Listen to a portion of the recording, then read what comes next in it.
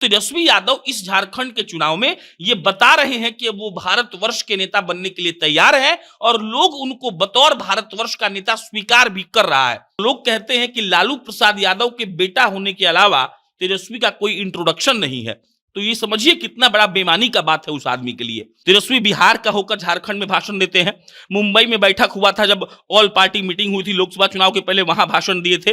तमिलनाडु में जाके भाषण दिए थे। हर जगह जाकर तेजस्वी यादव का भाषण हो रहा है।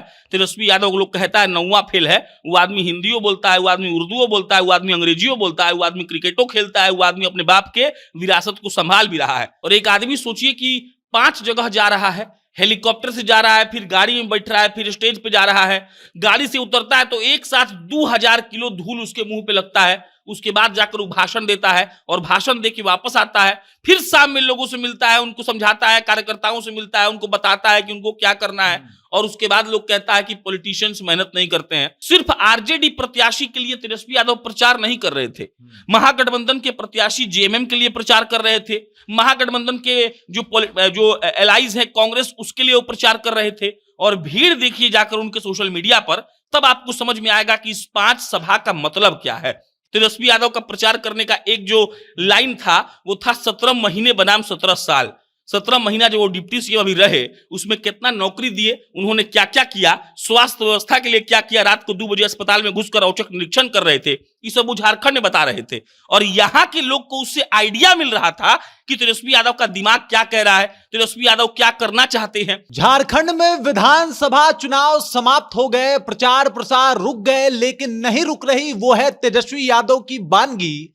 एक एक दिन में 5-5 सभाओं को संबोधित करके तेजस्वी यादव ने गर्दा उड़ा दिया था और इसका असर बिहार तक देखने को मिला था। और इसी के ऊपर आज हम बातचीत करेंगे। बातचीत करने के लिए हमारे साथ प्रशांत राय जो है वो मौजूद हैं। स्वागत है भैया आपका। धन्यवाद। सबसे पहला सवाल है कि एक एक दिन में 5-5 सभाओं को कर रहे थे तेजस्वी यादव, इसको आप कैसे देखते हैं? देखिए, आप एक बात समझिएगा, एक आदमी जो काम करता है, नौकरी करता है, हम लोग सुबह सुबह ऑफिस आते हैं, 9 बजे आते हैं, शाम को 6 बजे आप कहते हैं थक गए अब घर जा रहे हैं, बहुत नॉर्मल सा बात है। और एक आदमी सोचिए कि 5 जगह जा रहा है, हेलीकॉप्टर से जा रहा है, फिर गाड़ी में बैठ रहा है, फिर स्टेज पे जा रहा है, गाड़ी से उतरता है तो एक साथ 2000 किलो धूल उसके मुंह पे लगता है। उसके बाद जाकर वो भाषण देता है और भाषण दे के वापस आता है, फिर शाम में लोगों से मिलता है, उनको समझाता है, कार्यकर्ताओं से मिलता है, उनको बताता है कि उनको क्या करना है। और उसके बाद लोग कहता है कि पॉलिटिशियंस मेहनत नहीं करते हैं। ये तो इन जनरल पॉलिटिशियन का बात हो गया। लेकिन आप इस बात को समझिए कि एक दिन में 5 सभा करना, और लोग कहते हैं कि लालू प्रसाद यादव के बेटा होने के अलावा तेजस्वी का कोई इंट्रोडक्शन नहीं है। तो ये समझिए कितना बड़ा बेईमानी का बात है उस आदमी के लिए। दूसरा बात, तेजस्वी यादव झारखंड के रहने वाले नहीं है। तेजस्वी यादव जब बिहार विभाजित हो गया उसके बाद से आरजेडी का और जदयू का बोलबाला झारखंड से खत्म हो गया।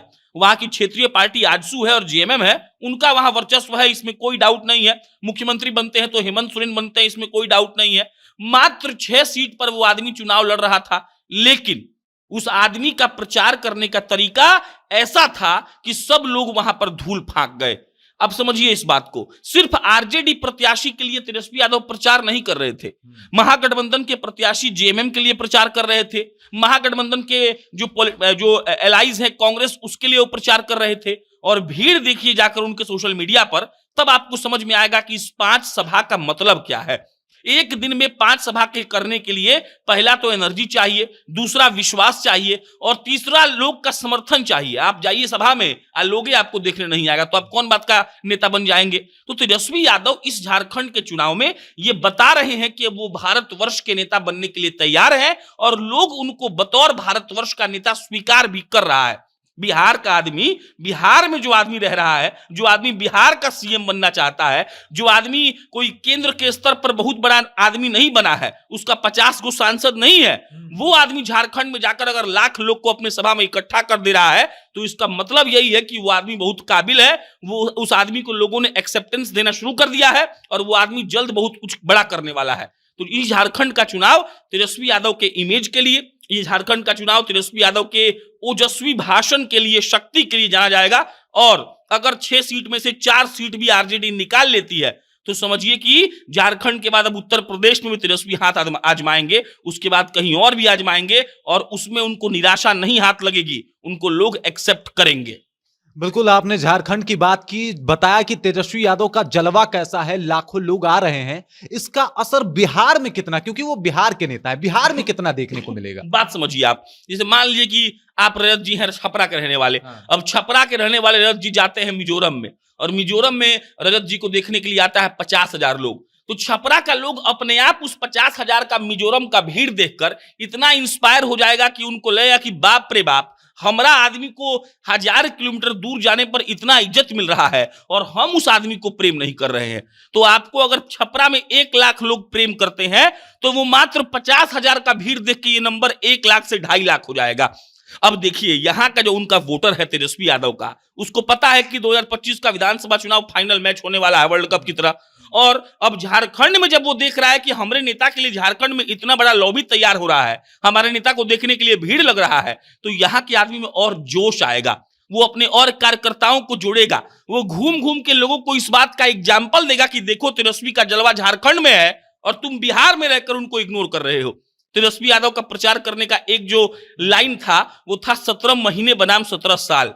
17 महीना जो वो डिप्टी सीएम अभी रहे, उसमें कितना नौकरी दिए, उन्होंने क्या क्या किया, स्वास्थ्य व्यवस्था के लिए क्या किया, रात को 2 बजे अस्पताल में घुसकर औचक निरीक्षण कर रहे थे, ये सब वो झारखंड में बता रहे थे। और यहाँ के लोग को उससे आइडिया मिल रहा था कि तेजस्वी यादव का दिमाग क्या कह रहा है, तेजस्वी यादव क्या करना चाहते हैं। और वहां का भीड़ यहाँ का वोट बढ़ाने का काम करेगा। ऐसा ही होता है, आदमी को अगर बाहर प्यार मिलने लगता है ना, तो घर वाला ऑटोमेटिकली बढ़ चढ़ कर प्यार करता है, और ये सच है। तो बिहार में जो उनका वोट बैंक था, जो बिहार में नंबर था, वो ग्रेजुअली इंक्रीज होगा झारखंड के लोगों को देखकर, और झारखंड फायदा पहुंचाएगा बिहार में 25 में। और ये आप लिख के रख लीजिए और देख लीजिएगा। अच्छा, चलिए मान लेते हैं झारखंड फायदा पहुंचाए, लेकिन उससे पहले आप ये समझिए कि वो झारखंड में जितना प्रचार प्रसार किए हैं, वो झारखंड में इंडिया ब्लॉक को जिताने में सफल हो जाते हैं। इसका इंपैक्ट बिहार में क्या पड़ेगा? देखिए, तेजस्वी यादव को हम फिर कह रहे हैं कि अब भारतवर्ष के नेता के तौर पे देखा जाएगा। अब तक आप एक सर्वे कराइए आप पूरे भारत में कि तेजस्वी यादव का उम्र कितना है। 34 साल के हुए हैं अभी वो, और तेजस्वी यादव के उम्र के बराबर कोई ऐसा नेता है जो इतना शानदार काम कर रहा है। आपको इक्का दुक्का नाम के अलावा कोई नाम नहीं मिलेगा। एक आध दो नाम आपको जो मिल जाएगा आदित्य ठाकरे का या 1-2 लोग का, जो उनके हम उम्र के हैं, वो लोग तेजस्वी जितना इंपैक्ट अपने राज्य में नहीं रखते हैं, और इसमें कोई डाउट नहीं है। तेजस्वी बिहार का होकर झारखंड में भाषण देते हैं। मुंबई में बैठक हुआ था जब ऑल पार्टी मीटिंग हुई थी लोकसभा चुनाव के पहले, वहां भाषण दिए थे। तमिलनाडु में जाके भाषण दिए थे। हर जगह जाकर तेजस्वी यादव का भाषण हो रहा है।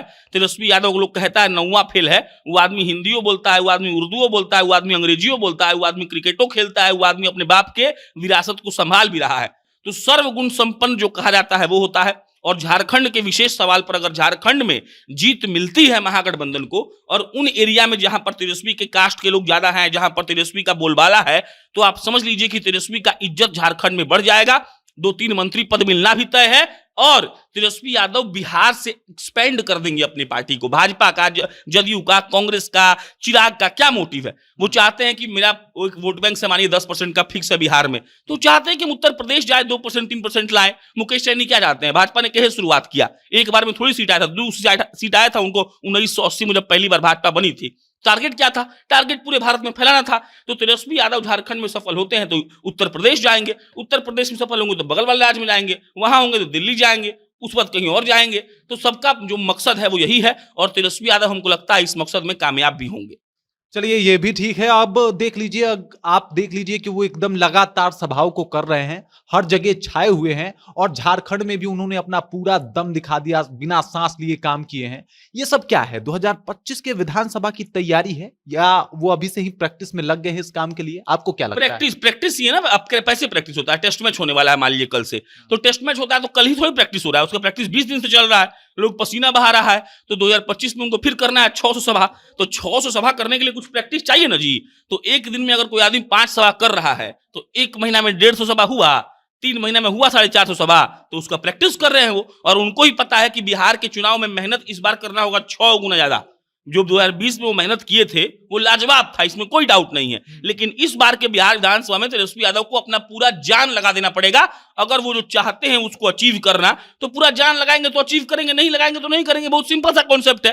तो झारखंड वो एक उनके लिए प्रैक्टिस था, और बिहार में जो 4 सीट का उपचुनाव था वो प्रैक्टिस था। अब मेन मुद्दा आने वाला है 2025, वहां पर उनका पूरा जलवा दिखेगा। वहां पर अगर उन्होंने लोगों को कन्विंस कर दिया कि भाई हमारा बात सुनो, हमारा जो आइडियोलॉजी है उसको फॉलो करो, हम जो कह रहे हैं तुमको विश्वास है तो हमको वोट दो, तो लोग वोट देगा। लोग वोट देगा तो सीधा सबको पता है कि तेजस्वी यादव सीएम बनना चाहते हो, सीएम बन जाएंगे। तो झारखंड उनके लिए डेफिनेटली एक प्रैक्टिस मैच था।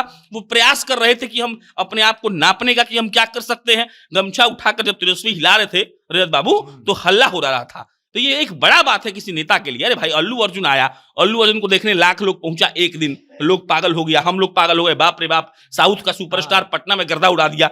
अब देखिए एक आदमी और सुपरस्टार है, जा रहा है झारखंड में, जा रहा है आदिवासी इलाका में, वहां गमछा हिला रहा है, वहां रोज हल्ला हो रहा है, एक दिन नहीं रोज 5 जगह हल्ला करवा रहा है। उसका बात नहीं करिएगा तो दिक्कत की बात है। तो तेजस्वी यादव में बहुत बदलाव आया है और झारखंड का चुनाव तो झांकी था, अभी बाकी है मेन चीज। और जब मेन चीज आएगा तो मालूम पड़ेगा कि पावर क्या होता है, कितना लोग आपको फॉलो करते हैं और आपके आइडियोलॉजी से कितने लोग सहमत हैं।